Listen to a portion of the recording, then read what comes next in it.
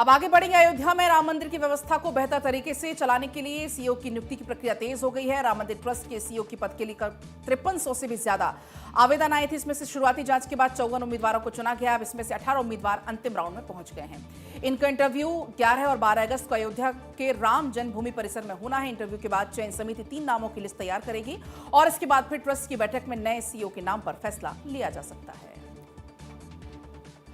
अब देखिए, सवाल ये है कि सीईओ बनेगा कौन, क्योंकि सीईओ पद के लिए 13 जुलाई से 18 जुलाई के बीच आवेदन लिए गए और सीईओ पद के लिए 5300 से ज़्यादा आवेदनों की स्क्रीनिंग और स्क्रीनिंग में 54 आवेदकों का चयन। 18 अयोध्या बुलाए गए। 11 और 12 अगस्त को राम जन्मभूमि परिसर में इंटरव्यू। चयन समिति के 3 मेंबर्स सदस्य यहाँ पर होंगे और 18 लोगों का आखिर में अंतिम इंटरव्यू होगा। अब ये जो अंतिम इंटरव्यू होगा, इसमें 3 नामों का एक पैनल तैयार किया जाएगा।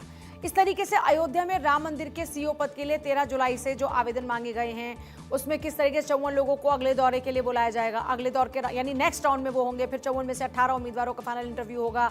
3 सदस्यों वाली चयन समिति इन सभी का इंटरव्यू लेगी। इस समिति की अध्यक्षता रिटायर्ड जज प्रमोद कोहली कर रहे हैं। समिति में डॉक्टर सुरेश हावड़े हैं। Retired lieutenant general Vishnukant Chaturvedi भी इसमें शामिल हैं। तो इस तरीके से यहाँ पर एक समिति बाकायदा काम करेगी ताकि चयन समिति सही तरीके से सही उम्मीदवार चुन पाए। और आखिरी इंटरव्यू के बाद समिति 3 उम्मीदवारों के नाम ट्रस्ट को देगी। इसके बाद 2 सितंबर को होने वाली राम मंदिर की ट्रस्ट की बैठक में नए सीईओ के नाम पर अंतिम फैसला हो सकता है। माना यह जा रहा है कि प्रशासन चलाने का अनुभव रखने वाले लोगों को इस पद के लिए प्राथमिकता मिल सकती है। किसी रिटायर्ड सरकारी अधिकारी को भी सीईओ बनाए जाने की संभावना है। इसके पहले 6 जुलाई को राम मंदिर ट्रस्ट की बैठक में सीईओ के चयन के लिए 3 सदस्यों की समिति बनाई गई थी। 2 सितंबर की बैठक में नए सीईओ के नाम पर मुहर लगने की पूरी उम्मीद है। राम मंदिर ट्रस्ट के सीईओ का चयन करने के लिए सेवानिवृत्त न्यायमूर्ति प्रमोद कोहली की अध्यक्षता में 3 सदस्यीय चयन समिति बनी है, जिसमें डॉक्टर सुरेश हावड़े, सेवानिवृत्त लेफ्टिनेंट जनरल विष्णुकांत चतुर्वेदी, जिनका जिक्र भी इससे पहले भी हम कर रहे थे और बताया था कि 13 जुलाई को सीईओ पद के लिए जो आवेदन है वो आमंत्रित किए गए। 18 जुलाई को आवेदन देने का समय था और मात्र 5 दिन के भीतर ही 5300 आवेदन आए।